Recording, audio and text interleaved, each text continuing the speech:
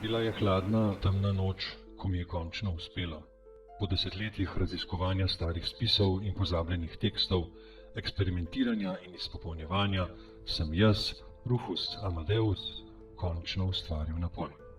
Napoj, ki bo spremenil vse. Napoj, po katerem svet nikoli več ne bo enak.